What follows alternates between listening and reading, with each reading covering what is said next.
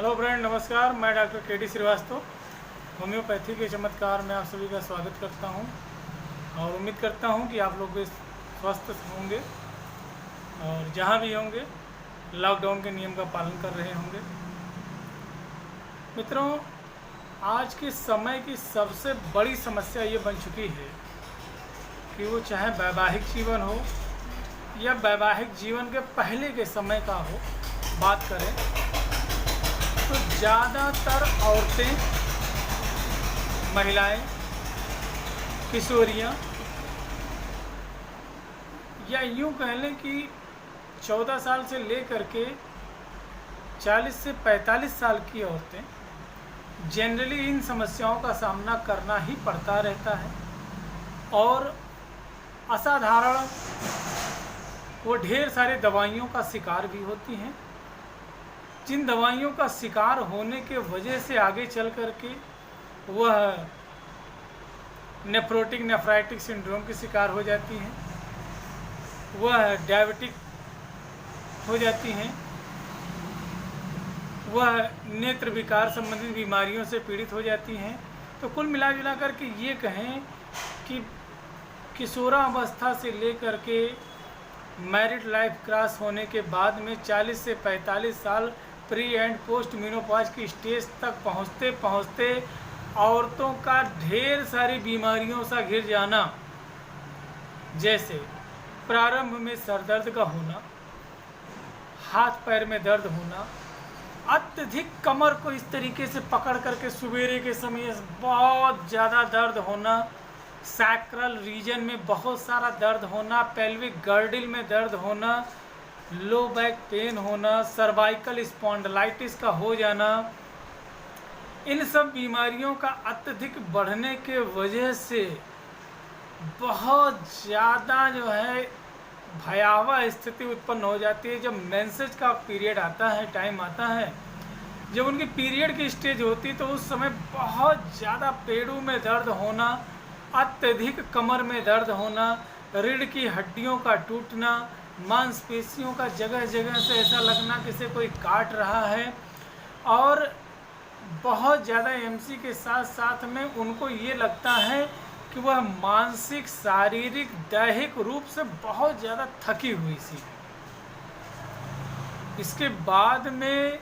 उन्हें एक सबसे बड़ी ज़बरदस्त दिक्कत जो निकल करके आती है वो ये आती है कि वो जो है उन्हें ऐसा महसूस होता है कि जब वो चलती हैं तो बच्चेदानी उनकी चलती है, uterus movement when she move. उन्हें ऐसा लगता है कि जब वो मूव करती हैं तो यूट्रस भी मूव करता है, जब वो बैठती हैं तो यूट्रस भी बैठता है। व्हेन शी फ्लैक्स्ड हर लेग्स, जब अपने उसके पैर जब खुलते हैं तो ऐसा लगता है uterus come out from the vagina. मित्रों, ऐसी बात आने पर अगर जो कुशल और योग्य डॉक्टर है, फिजिशियन है, तो वह ढेर सारे मेडिसिन की तरफ में उसका दिमाग जाएगा कि प्रोलैप्स ऑफ यूट्रस किन किन मेडिसिन में आता है। बहुत सारे लोगों का दिमाग जो है सीपिया की तरफ जाता है, तो सीपिया में मित्रों क्रॉस लेग है, जबकि यहाँ पे क्रॉस लेग की कोई बात ना होने पे भी निसंकोच ये मेडिसिन देंगे। तो आइए आज आप लोगों के सामने एक ऐसी खूबसूरत मेडिसिन का हम जिक्र करने जाते हैं जो कि 4 स्टेज ऑफ कंप्लेंट्स को कवर करता है। Only and only single medicine cover 4 stage of problem. First stage में क्या है कि at the starting of menarche mean first menses, at the started of menarche gonadarche, first menses के शुरू होते ही अत्यधिक कमर में दर्द होना, बहुत ज़्यादा मेंसेज का आना, बाढ़ जैसी स्थिति हो जाना, यूं कह लें कि जो पेशेंट होती है डेबिलिटेटेड स्टेज में चली जाती है, एनेमिक हो जाती है, इंडोलेंस कंडीशन होता है, लग्जरीज एंड इंडोलेंस कंडीशन हो जाता है, tired feeling in the back of the limbs, generally mental or physical or weakened by luxury and indolence with complaints of tired feeling in the back and limbs. ऐसा लगता है कि कमर टूट जाएगी, फट जा रहा है, दर्द के मारे पेड़ू से लेकर के बच्चेदानी के एरिया से लेकर के सैक्रल रीजन से लेकर के लो बैक से लेकर के लगता है कमर अभी टूट के गिर जाएगी, इतना दर्द होना फर्स्ट स्टेज। अगर जो इन सब कंप्लेंट्स का सही से ध्यान ना दिया जाए तो मेंसेज के समय में जो मेंसेज का टाइम होता है वो टू अर्ली होता है,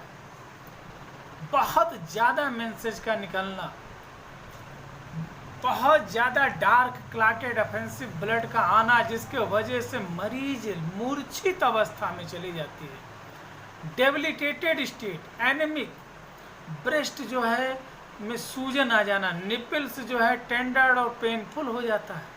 सेकेंड स्टेज। दूसरी बात,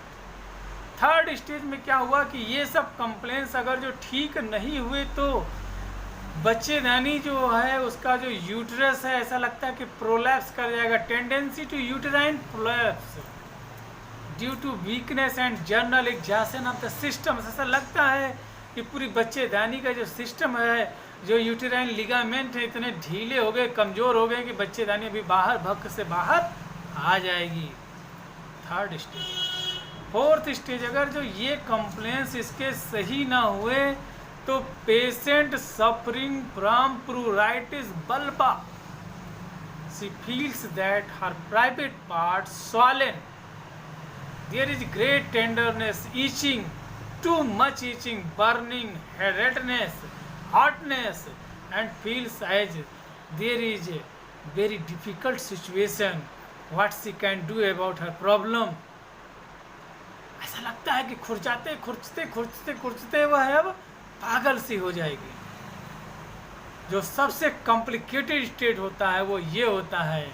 कि all these problems she also suffered with diabetes.